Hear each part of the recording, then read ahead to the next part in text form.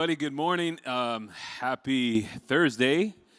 Welcome to Catalyst. My name is Jose Sabala, and I'm excited to be here this morning with you all. Love coming back home and being able to be with my community. And so excited to share this month's topic with you all.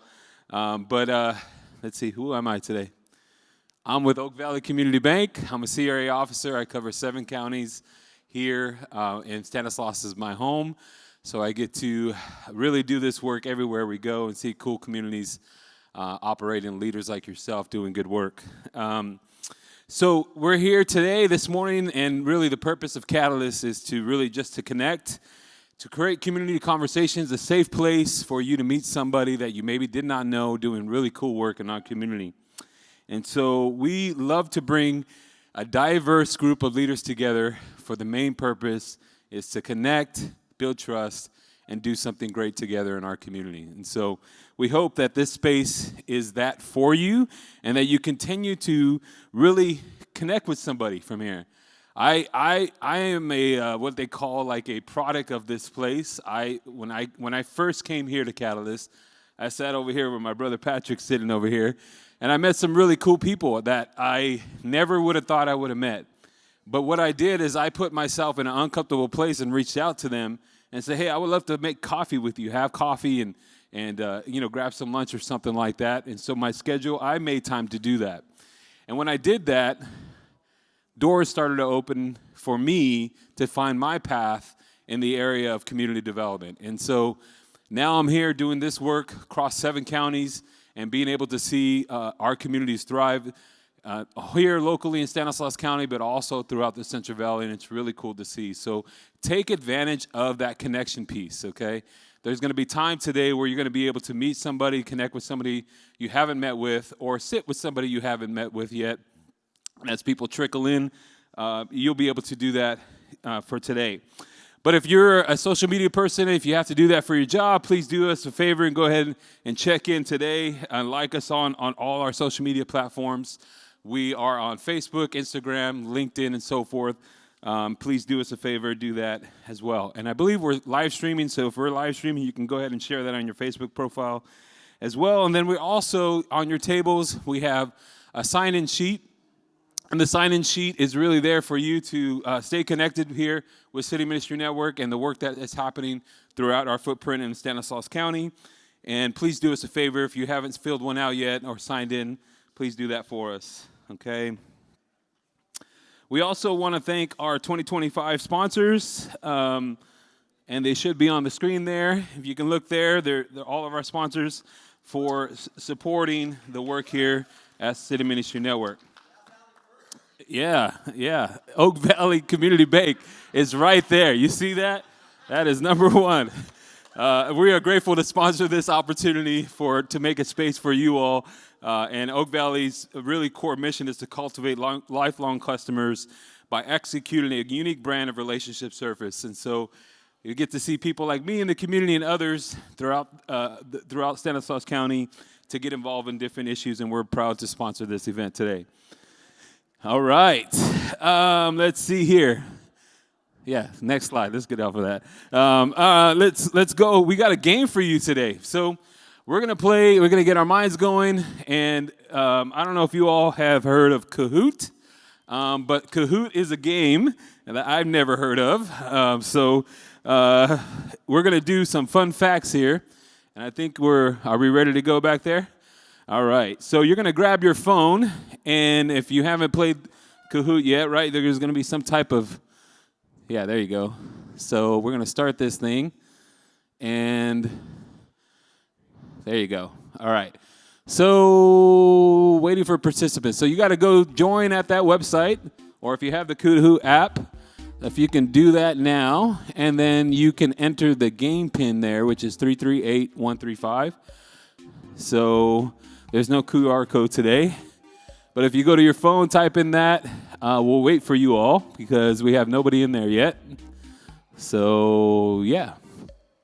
Can't play the game without you guys. All right.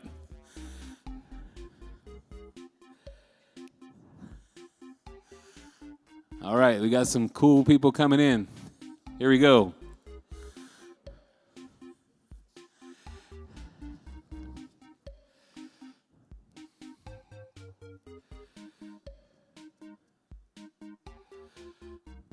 All right.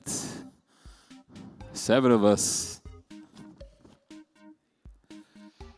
Here we go. Got 1 minute left to try to join. If you can get in, great. Here we go. Mayor's join. Let's go. Time to play. Are we ready? Almost. All right. Whenever you guys are ready back there, you can hit the start button. Here we go. Turn the music up.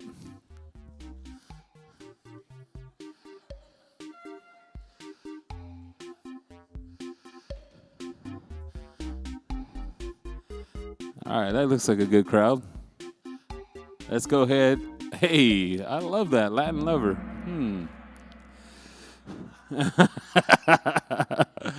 All right, these are 4th of July fun facts. Here we go. 3, 2, 1. This food is eaten on the 4th more than any other day. Is it hot dogs, watermelon, or hamburgers?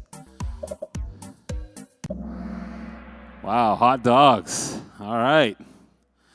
How many had a hot dog this Friday? This past, yeah. All right. Who's in the lead here? Gunny. All right, let's go. Next one. Which president did not die on July 4th? Adams, Jefferson, Washington, Monroe.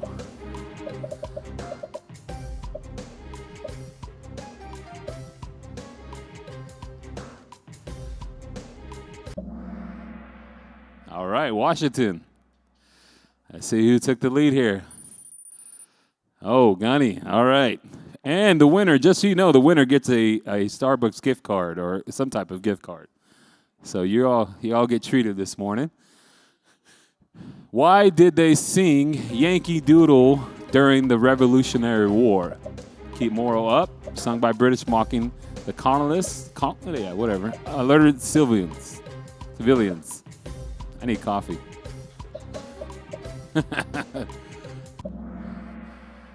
Sung by the British mocking the that word. Gunny. All right. Deanna's catching up. Here we go. Number 4. How many people lived in the U.S. on the first 4th of July?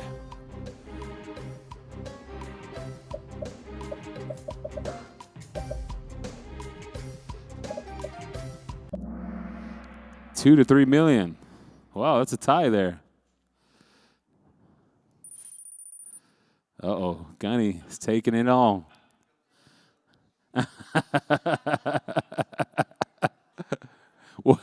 That's Marvin. What year did the 4th of July become a national holiday?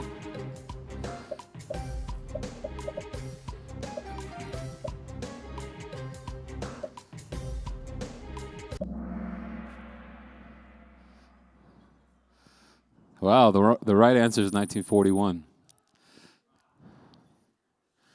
All right. Number 6. Which country imports the most fireworks to the U.S.? Tough question. China. Everybody thought it was Mexico, huh? Everybody thought it was Mexico. All right, here we go. Number 7. Which president's daughter was born on the 4th of July?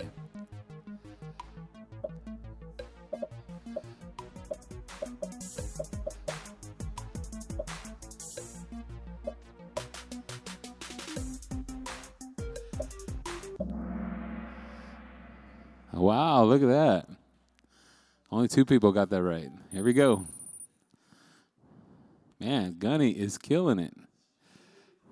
Next. On the 4th of July, what do they do to the Liberty Bell?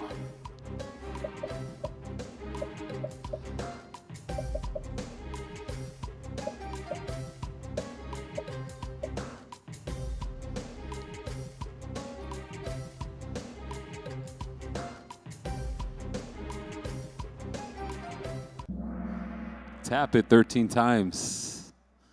Only 5 people got that right. All right. Catching up here. 9 out of 10. Looks like Gunny's blowing it out of the water here. Ben Franklin suggested that this bird be our national bird. That's pretty easy. Everybody should get this right.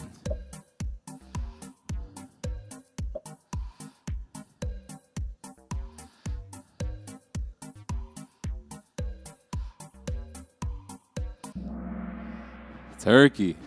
Good job. All right. Number 10. What did the colonists declare? When? What day did they do this thing? I need coffee.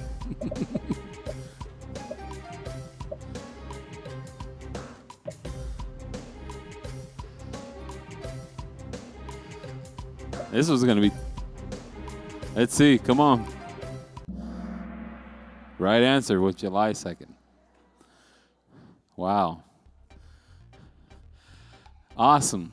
Well, who is number 3, Latin lover? Raise your hand. Just kidding. Number 1. Here it is. Gunny, whoever Gunny was. See Miguel back there. Mike Gunnarsson, go see him. And you'll get an awesome, really cool prize there. Awesome. That was fun. Get your brain flowing. I can't even talk this morning. But, hey, listen, this time right here that we're going into now is a time for you. This is what we do this. We break this up to be intentional about tables and conversation. And so we want you to spend a few minutes around your table to get to know who's sitting there with you. And if you haven't met somebody, try to mingle, try to get to know somebody new. But, give everybody a chance to speak, okay? Please give everybody a chance to speak. And we're going to go over these questions here. And so we're going to give you some time to do that. If you want to play some music, just a little bit side and let's talk.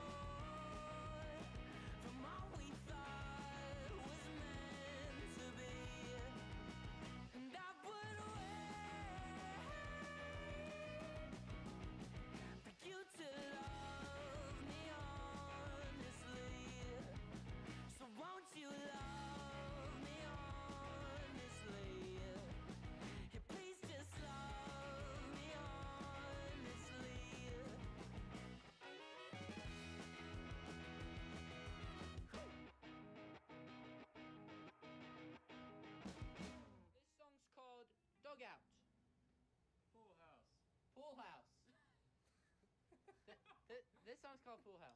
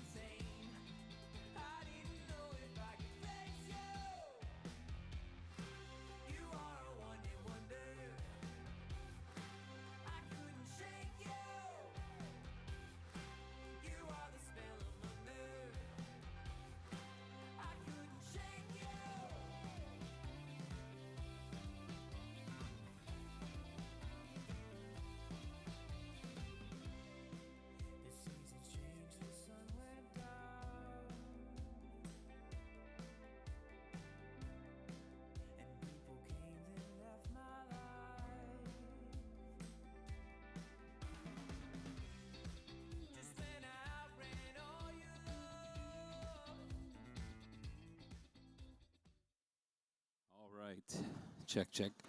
Okay, well, I hope you had some really good conversation. Anybody want to shout out one word that you thought on the second question? Healthcare. Anybody else? Health, traffic. Awesome.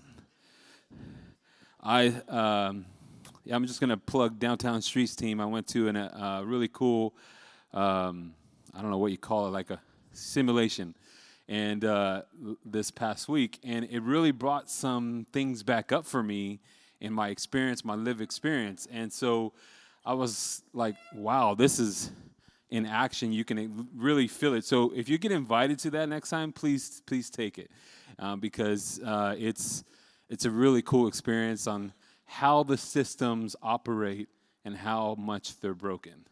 So I get to introduce our topic or our speaker today. And Andrew Timbie is a product of moving a lot nationally and internationally. Andrew has spent his career working to bring his global worldview, passion, and uplifting vulnerable people into his work. He got a bachelor's in radio and television. That's pretty cool. I didn't know that. And to pursue global communication work to give voice to the forgotten, to a master's degree in nonprofit management, to better equip nonprofits to provide the type of quality, excellence, and the community deserves. Andrew's life mission is to make sure he's serving to provide a meaningful and uplifting change in the communities he serves alongside.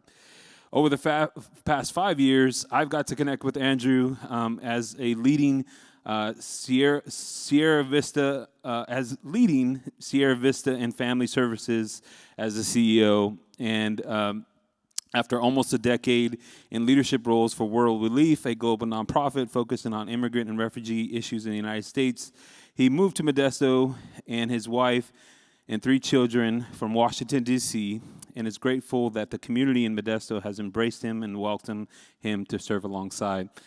Let's welcome Andrew. He's going to talk talk about some really cool things that they have been doing, and also kind of really focusing on some efforts that have been dear to my heart in South Modesto. And so let's welcome Andrew Timbie. Thank you, Jose. Appreciate being here. Like Jose, I'm almost finished with my coffee, so the rest of the talk will make sense. But thank you, guys. It's great, actually, to see a lot of you in the room who I am familiar with, some faces that I recognize but haven't met yet, so I'm hoping to have a chance to meet with you guys afterwards just to be able to say hello. But thank you guys for welcoming me here to be able to talk a little bit about what's deep and passionate about my heart, and kind of the stuff that I've been able to work and utilize through Sierra Vista Child and Family Services to work towards some lasting solutions that when I first moved to Modesto, one of the things that I saw was tremendous passion, tremendous philanthropy, tremendous work, and to some degree, some inaction. And I don't mean that from the part of people's lack of desire to, but it just felt like there were some barriers that kind of kept getting in the way of creating some changes in the communities that we were all working for. And so my hope and prayer was that I was able to help bring what our expertise was in our field and help fill that gap and kind of bring some things to fruition for this community. And that's today a little bit what I want to share with you about, is to what is developing and what is happening in our community that I'm hoping many of you have been, and I know many of you have been a part of in some way, and want to try to hopefully tie a little bit of this together today to cast a vision for potentially what is possible within our city, within our county, and hopefully within our community. So as I said, I have been the CEO for Sierra Vista for almost 5 years now, coming from the DC area. And let me tell you, I'm grateful for local politics compared to DC politics. Right, Mayor? So just want to throw that out real quick. But it has been, it's a tremendous life-giving force when you are able to not only go from creation of something in the mind into being able to see the impact on the ground. I think it kind of gives us the motivation and it gives us the drive to continue doing sometimes the very hard work, but also we know it's the right work. And so rather than necessarily seeing and creating things on paper and saying, well, this makes sense on a budget, or this makes sense in logic, and this makes sense from my perspective, to be able to engage and see things that make sense and work for people from their perspective is really an eye-opener. And it was an eye-opener for me as I was working through different levels of service within the nonprofit sector. As was mentioned, I got to spend a lot of time in DC working for a global nonprofit, and I spent a lot of the time behind the scenes and a lot of time on the paperwork and a lot of time on the management. And a lot of the things that made sense or didn't make sense in what we did, I was not ever really able to appreciate the impact or the lack of impact that I thought I was having and we were having on the ground, because the very people that were the recipients of that impact were the ones that needed and had that voice and were either the target of my goodwill or they were the target of my bad decisions. And so that really helped transform a lot of the way that I thought about how do we in our society, and I don't mean just the local society, the global society, the charitable society, the service sector, how do we think about how we're serving and why we're doing that? What's our perspective? Is it about we're doing a good thing for others, or is it about others? And I think that's the message a little bit, what I want to bring today. And the idea around what I wanted to share with you is a model in which we're working to construct, and the ideas around system change from the inside out. Because that's how really transformation takes root. It's really, the initiatives might be able to come from the top down. Obviously, funding and other things may come from the top down. But the idea of a community-centered design, the idea, and this is not a new thing. I'm not preaching some revelatory thing here, but the idea of a community-centered design is something that oftentimes gets lost in our systems of service. It gets lost in our systems of care, and I'll go through that a little bit about how that has developed nationally in the United States. So I wanted to just briefly give you context for this. I want to show you the pictures. Glad the screen is big enough. This is the new South Modesto Wellness Center. The top left picture there was kind of the lot. It used to be a variety of things. I think the latest was it was renovated to be a church, or it was a church for a while, with a home and a mess hall that really had been sitting there for a little bit. But this block was right in the heart, right in the crosshairs of Imperial Avenue and Guthrie, which is about 2 blocks south of Bret Harte School. So it's right in the heart of the South Modesto neighborhood. Through a state grant, directly from the state, Sierra Vista was able to receive a loan for about a grant for about $5 million. And we used that money to tear down that current lot and construct what you see here on the bottom left, which is the finished product, which is the South Modesto Wellness Center. One of the impetuses of this, as we told the construction crew, spare no expense. The idea around that is this is a community worth the dignity and the worth of having a beautiful building and a beautiful lot in a safe community rather than necessarily something that felt like it was an afterthought. So we built that, and you can see on the inside a little bit, it is a place where there is a big community room that can hold almost 200 people for any types of classes. I know a number of you in the room have talked about potentially utilizing this space. We have a developing podcast room, which is extra thick walls, which my clinicians also say is a great place to go and scream. Yeah, somebody clapped. But the idea around this, too, is that this is a place where it has a lot of banked space. It has a lot of office space. And the idea around that is that this isn't necessarily for my staff, although I will have staff utilizing the space for specific programs that we have. It's a space where anybody in the community who is bringing their resources to that community can park themselves and serve that community. We've already been in talks with Sutter Health about bringing residency doctors to be able to provide nursing and other prevention services there potentially once a week or once a month. They have those needs. Banking and people coming in and providing that. We're in conversation, he probably doesn't like me to say this out loud yet, but we're in conversation with a couple of our assembly members who that with their district, and they can come and use that space to be able to engage with their constituents as well. So the idea around this space, it is a community space. It is not a community space as in the traditional thing you think of. It doesn't have a basketball gym and it doesn't have all that kind of stuff. But this, our name may be on this, but this is for South Modesto. So want to talk a little bit about where we're going with this and why do we believe this building is necessary. And remember, it's just 4 walls. It's not a building doesn't necessarily mean anything. But why? Why is this project coming about? Went a little too far. Now you got the answer, so don't look at that yet. So the why. This is the data that either we all know empirically, we've heard it over and over. We also know that the county has done tremendous research over the years in understanding what are some of the challenges to some of our hardest hit communities. What are the issues that are at play? Why aren't our health outcomes increasing in certain areas? Why is it that when we're consistently trying to provide workforce and jobs, why are people not coming to the table or taking advantage? Why are we oftentimes not seeing the upticks that when we lay out projects or we create budgets for, or we create programs for, why isn't it taking hold? Why are we not seeing, and I'm using South Modesto because this is where the building is, but I hope you were able, when I say the word South Modesto, I hope that you take that as kind of a microcosm of maybe some other hard hit or vulnerable communities that lack some of the resources that many of our other communities have. But this is what's come out pretty consistently.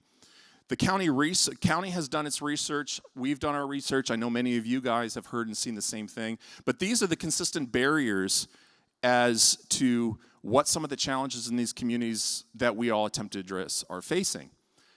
So areas that the idea around whole health matters is a big one, that people are not a diagnosis, that people are not a one-trick pony, so to speak, that they are a product of their environment, their family. We're complex human beings. Our communities are made up of these individuals, are complex.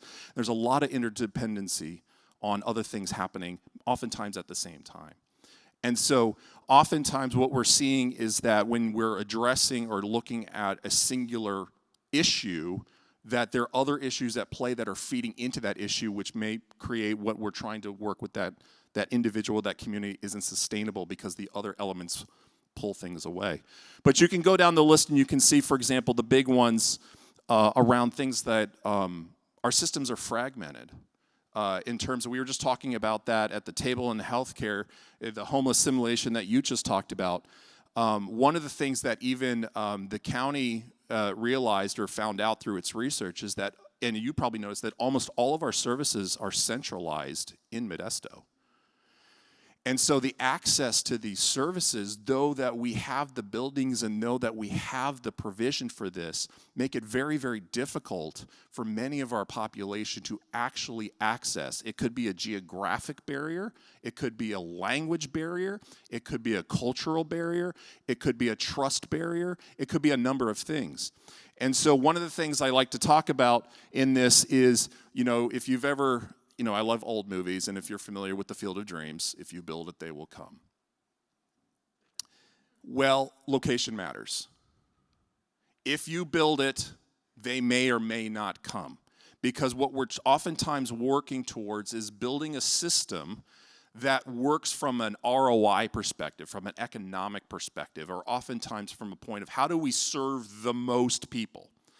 I use this analogy. This is something that, and you guys will probably cringe, but I heard this pretty quickly even before I moved to Modesto. Modesto is 2 hours from everything, right? So what's your first reaction? It means you're in the middle of nowhere.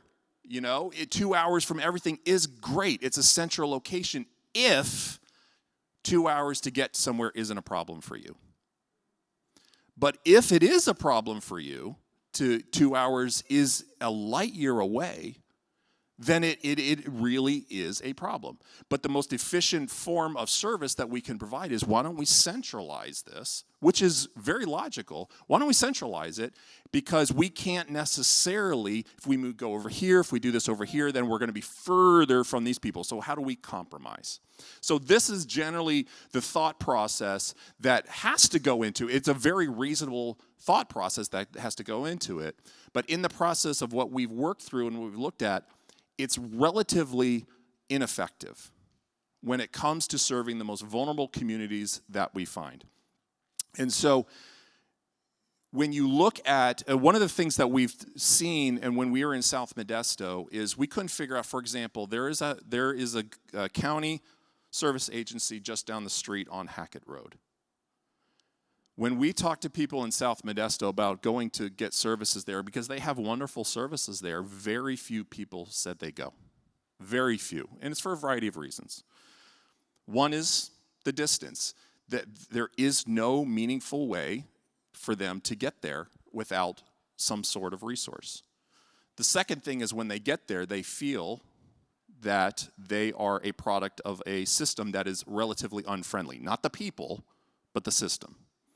And so these are some of the things that we heard in the process of trying to figure out, why does South Modesto, or why are some of these communities constantly feeling either they feel ignored, or they feel things don't work for them, or they feel like they are not worthy of whatever you can put that in place. And so as we were looking through these things, we realized that the barriers to actually provide meaningful change in our communities, the things that we are paying in our taxes to be able to provide the services for others to uplift our entire community, have limitations. They oftentimes have extreme limitations that we're often not aware of. And this is what I hope to bring to our attention today. So when we're looking at some of these factors, we're also looking at how, I also want to bring into the why we're talking about this model. I mentioned about the location matters of where services are provided. But in my 20 plus years of experience in the nonprofit sector, all the way from the federal government down to the local government, service provision and contracts that nonprofits have, or counties use, or sometimes cities use, are all structured in the same way. They are structured for specialized programs with an emphasis on activity. And what I mean by that is the way that we think about programming, or we think about contracts, especially in the nonprofit sector, is bang for the buck. How cheaply and how many people can I see for as little money as possible? Which is a fiscal perspective. But what that lends itself to is my emphasis as a nonprofit, or my emphasis as a county leader, or my emphasis as a budget hawk, is not necessarily on the change, the impact. It is more on, can I demonstrate a big number? Because that is how I equate the worth of the dollar that I'm placing. I don't think anybody goes into this purposefully. That's not the intention. But that is the system that is historically constructed. One of the unique things we all talk about in the nonprofit sector is, how do we work ourselves out of a job, right? We've all talked about that. How do we work ourselves out of a job? But the way that we are constantly or consistently working towards serving the community, the model just says, next person up. And we may feel that to some degree in Modesto. We may feel that in, why are we struggling to end the homelessness or substance use epidemics that we oftentimes feel? It doesn't mean we are doing great work here. Actually, I am so proud of this. This community, to me, brings me to tears sometimes about the work that we're doing here. I'm telling you, like, coming from outside this community, man, this is a blessed community. And I'm so appreciative of the work. And I'm so heartbroken to see that we're consistently dealing with the same things over and over again. I am fully convinced that we have continuous homelessness problem here because of the generosity of this community. Like, people are coming here because of the reputation of this community. But my hope is that one day I start getting contracts that measures how few people I'm seeing. That is where the success of that contract comes from. How few people are you seeing? Because that means we have started to address the issues and the roots of why these are happening in the first place. And we're ending these issues. So this is what we're oftentimes taught to look at, the activity, not necessarily the impact. So what does this model that I want to talk to you about, how does that change that? Well, first of all, there are a couple areas in which this idea of localizing service or localizing efforts into a community rather than broadcasting wide on a niche makes a dramatic difference in the health of that community. One, when we looked at access across the full spectrum of what families actually need, they are needing things like parenting support. They are needing things like youth mentorship. They are needing things like medical and mental health care. They are needing access to education. They need banking. They need advocacy to have a voice. They need to be trained in meaningful work that provides a living wage. Even just information that builds confidence and understanding.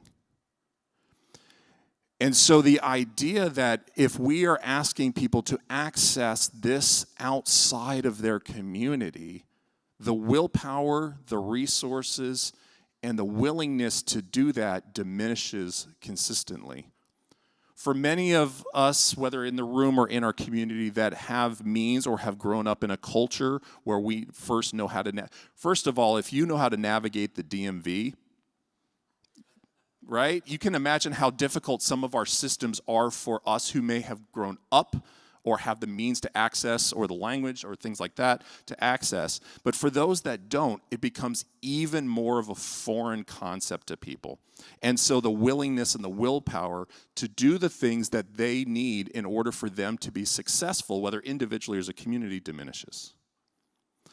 And so we're talking about the idea of developing a location, whether it's the four walls, but it's a system where we're changing the idea and saying, for a community to be healthy, you come to us, wherever that is, and we will help you, is we bring together the services that we all know, our knowledges, our provisions, our resources, our expertise, and we collaborate together and bring access to that community. So the South Modesto Wellness Center, for example, represents a centralized location within that community that doesn't predetermine what that community services are. It is a place where the residents of that community and the people that can provide the opportunities for the people within that community to get healthy in whatever form that looks like, to come together, not in a predetermined way, but in a collaborative way. Because when that resident of that community or the service providers sit down and say, what are the needs we're talking about here, whether it's banking, whether it's healthcare, whether it's transportation, in South Modesto, whether it's a sidewalk, it's these kind of things when we say this individual needs more than just a diagnosis. It's more than just a problem to solve. It is a part of an ecosystem.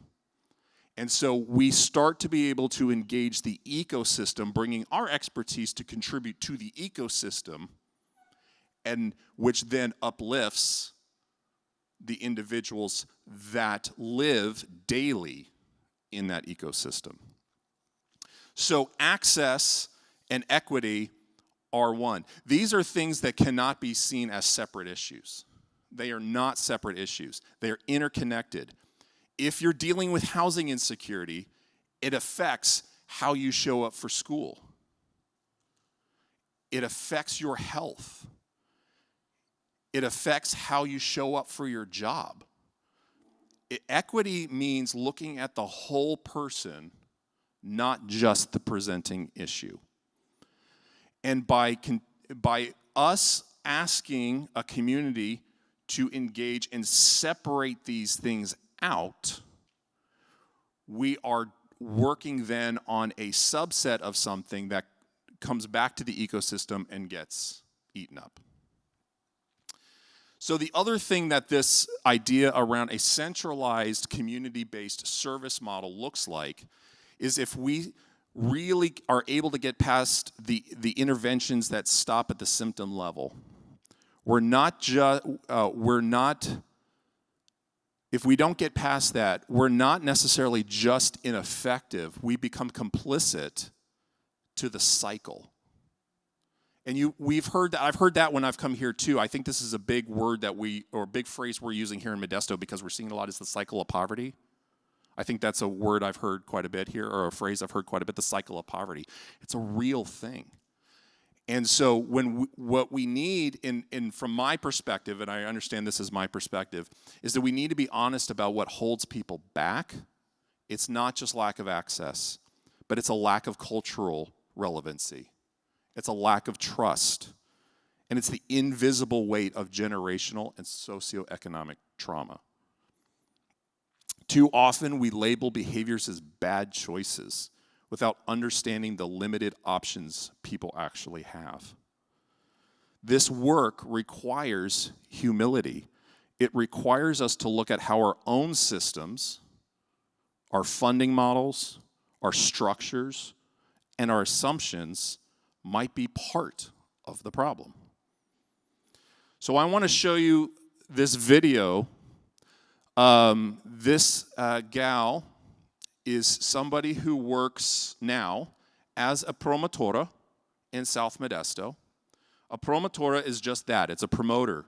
It's a promoter of education. It's a promoter of health. It's a promoter of information.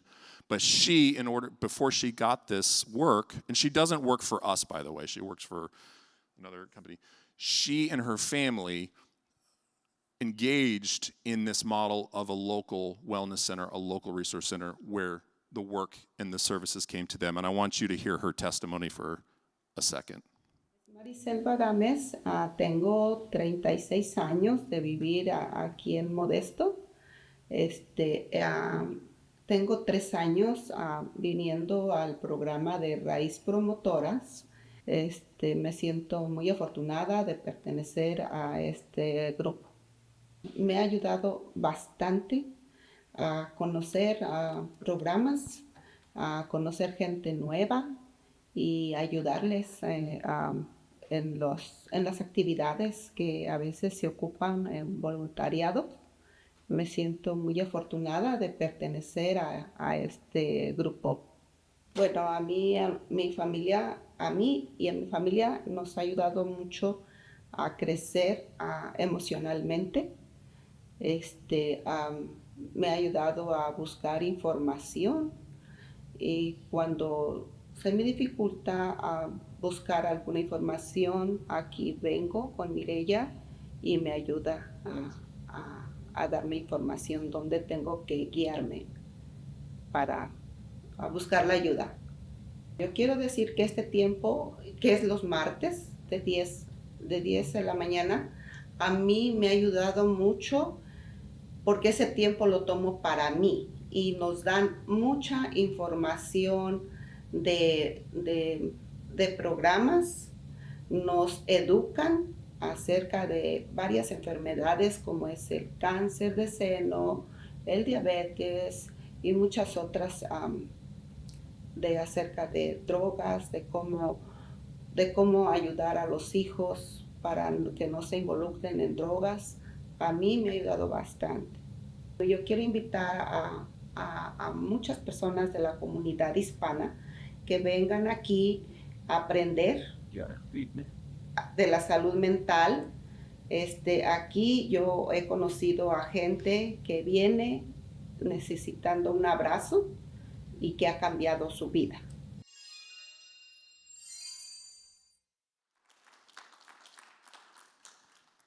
So I know that's a lot of information that I presented today condensed into a very microcosm. I'm very passionate about this work, and so the clock goes off and tells me I don't have enough time to keep going with this.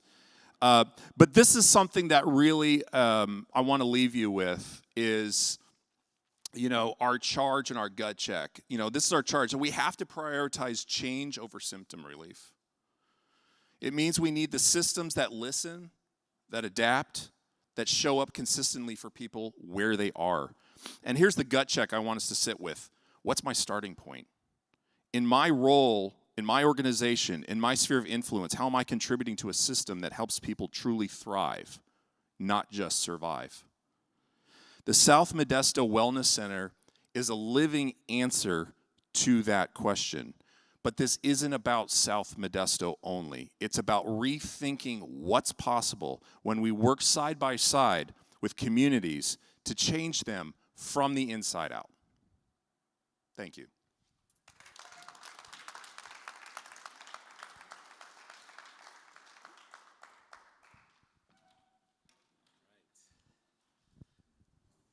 Let's give Andrew a big round of applause. And he will be there on the back of the table. And if you want to take a tour or need to utilize that facility for the services that you provide for South Modesto, that community will welcome you.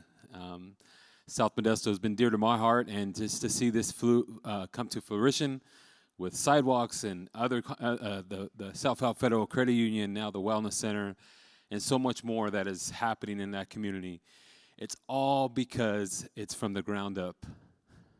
It's all because the community has risen, has shared their voices, have come to the podiums, have connected with the right folks to share the needs. And I don't want to get teared up, but it's so beautiful to see how our community can come together for a common good, and that is the residents of that community specifically. So thank you, Andrew, and thank you, Sierra Vista, for the partnership. I remember that conversation when we had it, and just to see the neighbors sitting around the table sharing their voice, and now their voice is in action. So it's beautiful to see. So we have some time today to get some gut checks out. Man, that gut check, that was a really good gut check. So it had me going, had me thinking. But one of the things that I took out of this conversation right now is programs cannot be rooted in physical metrics alone. They must grow from the ground up, grounded in strengths, stories, and capacities of the community itself. And so we're going to talk about that. We got some questions on the slide. Give you some time to talk about some of these things, and let's go for it. Thank you.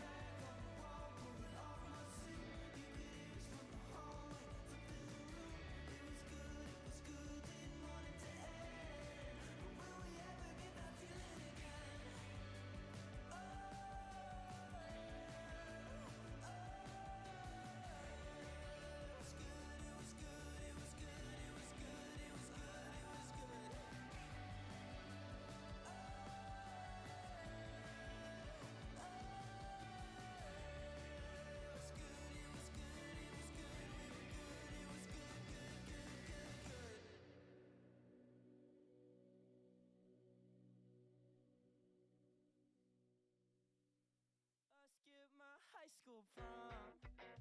Now that part of me's gone, so I don't pick up my calls at all.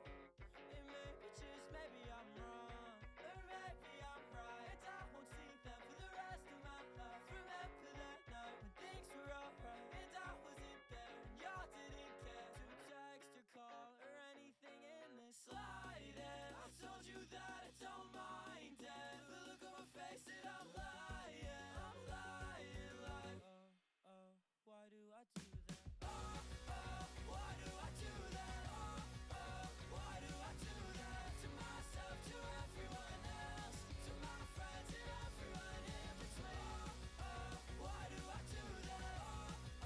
Why do I do that? It's complicated, yeah, I know. It's complicated, yeah, I know. One day I'll be the king of something. One day I'll be the queen of something. Right now I'm just a king of nothing. Right now I'm just the queen of nothing. Hide my face, can't be seen in public. Hide my face 'cause I know I'm blushing. I'm embarrassed, so I just stay in my parents' house. I'm terrified, my whole town, I'm petrified. I let them down. I didn't want to go, I just feel slighted. I told you that I don't mind it. The look on my face that I'm lying, like, why do I do that? Why do I do that? Why do I do that? To myself, to everyone else, to my friends and everyone in between. Why do I do that? Why do I do that? It's complicated, yeah, I know. It's complicated, yeah, I know.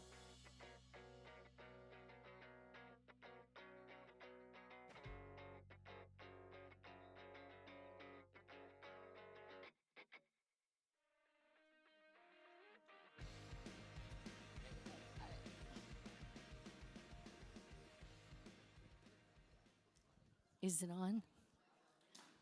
Oops.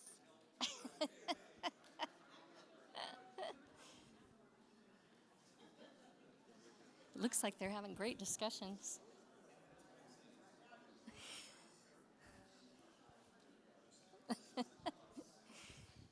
It looks like you're all having great discussions, but I'm going to pull you out for a moment just for a couple announcements. And then when we're done, you can keep talking at your tables. My name is Leah Ashford, and I am here to announce our topic for next Catalyst in August. Mike and I are going to be helping do a little bit of training, and it is around how can we all disagree better? I think we know how divided our country is, how divided people are, families are, between red and blue, maybe immigration issues or climate change or who knows what it might be. And we all love to kind of tell each other how we need to think or how, oh, you got it wrong, or let me tell you a little bit more how to look at this differently. And we end up building walls instead of building bridges. And we've been talking about this with Marvin and our team for quite a while. How do we help people have better discussions? How do we help them bridge the gaps? How do you stay in the room, stay in the conversation with someone you disagree with? And so next month, we're going to be giving you some tools for that. Of course, it's about listening. It's about being curious. It's about maybe keeping your mouth shut while you let the other person talk. But we'll go through some of that, and then we'll also give you guys the opportunity to actually practice. Practice doing this with someone else. How do you actually listen and ask good questions instead of wanting to just speak your piece and speak your mind? So that's what we're going to be doing next month. And if you feel like you could use that practice and learn some of those tools, please come in August. We'd love to have you guys here. Yeah. All right. Practice keeping my mouth shut. I should probably be here. If someone says, hey, you should be here at next meeting, you should think about what they're saying to you. Just saying. No, I'm just kidding. So I've been tasked to give us some final thoughts real quick. Super blessed by Andrew's presentation. just a couple of things I caught and I thought were amazing was just the whole beginning of the system change from the inside out. A lot of times we come in parachuting trying to fix something, but to be inside the community to see what they need, what they need to impact. And I think that Sierra Vista has done a great job at that. Super cool to see what you guys are doing. The other thing that really captured me, and I believe this 100%, was this community is worthy of something beautiful. I freaking love that, man. Just the fact of knowing that these people in a community, whatever community it is, they deserve something beautiful. And I was moved by that. So, Andrew, thank you so much for sharing and just the impact. If you want to go, actually, sorry, I jumped the gun. I'm supposed to talk about graduation. Sorry, Mark. Yeah, look at that. See, I should shut my mouth, huh? So the Latino Leadership Initiative graduation, man, I messed everything up, guys. I'm sorry. I got all emotional, and now I have to go give you information. So we do a cohort. It's called the Latino Leadership Initiative. We have a graduation coming up in August. We would love for you guys to be here. Here's the information. Man, we want people in the community to hear from our cohort members. Just a little plug. One of our cohort members from last year is actually on the board for Sierra Vista, right? Maybe? No? Possibly not. Maybe I'm tripping. Anyways, yeah, so right? Am I right? Okay, just making sure I'm saying the right things here. I'm pitching stuff I shouldn't be. Anyways, so there's the graduation. We celebrate them. We want people in the room to cheer and clap for them. Also, they have amazing things that they've come up with and how they want to impact their community. And so to hear what they're doing, a lot of times the way Holy Spirit moves, you're doing one thing, they're doing the same thing. And so to collaborate and work together, man, how awesome is that, right? So please come and join us. There'll be refreshments afterwards. Bring a friend. Yeah, so that's the information. We'll have invitations at the next Catalyst as well that you can take. And yeah, it's going to be great. So please join us for that. Again, Andrew will be sticking around to ask any questions. And so if you want to go take a tour, ask more questions about what he was talking about earlier, man, go say what's up to him. He might be back at that back table. We're going to close in prayer. Dina has a question.